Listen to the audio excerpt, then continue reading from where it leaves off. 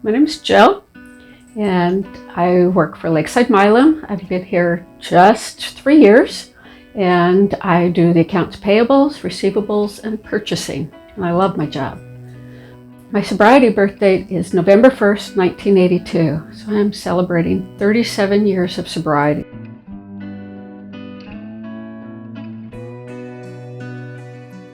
I needed to get sober a long time before I actually did. I had started drinking when I was really young, stealing alcohol out of my dad's liquor cabinet, and then mixing everything into the canning jars. So whatever he had, I drank. It tasted awful, but it didn't matter. It was always about the effect for me. And so I racked up several DUIs, other car accidents, trips to the hospital, lost relationships, lost a job, lost some really important relationships and friendships, and yet I still thought I had bad luck and bad timing.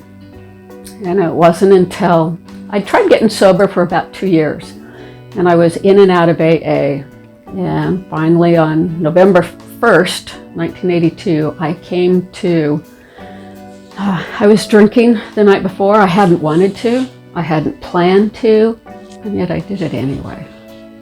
And I hit that bottom, that place of incomprehensible demoralization. I was in a place I didn't want to be, never wanted to be, and yet there I was. And it was really clear that it was a result of my drinking. And so that morning, I admitted to my innermost self that I really am an alcoholic. And I surrendered my life to the care of God. I didn't really know what that meant, but I knew in that instant my life changed. And I haven't had to pick up a drink since, which is pretty amazing. In early sobriety, we would play these games like, well, I'll only drink if. Well, I'll only drink if I get married, or New Year's, or what if my parents die? What if I get a house and then lose it? What if I have kids and a kid dies? So we'd play this kind of loophole game. And as time went on, I stopped playing that game, and I got a sponsor. I picked out my sponsor. She was tiny and she was fierce, and she swore up and down all day long.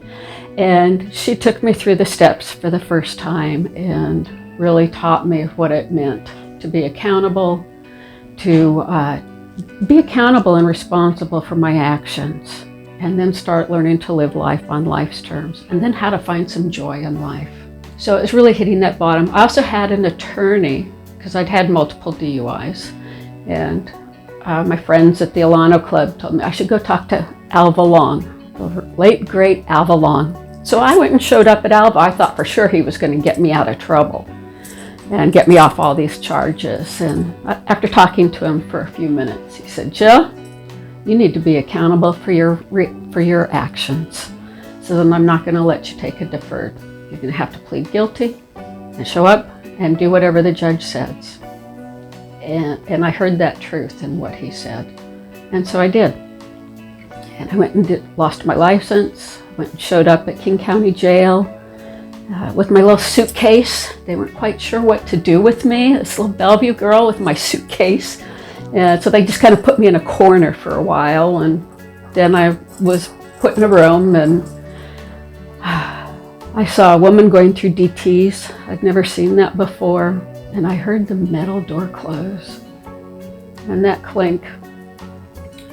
Boy, that sound I wanted to forget, but today I still get the reminder that that's what happened when I drink. That's where I end up, is in jail, and I'm not going anywhere. So I'm really grateful for those little reminders like that remind me what happens when I take a drink.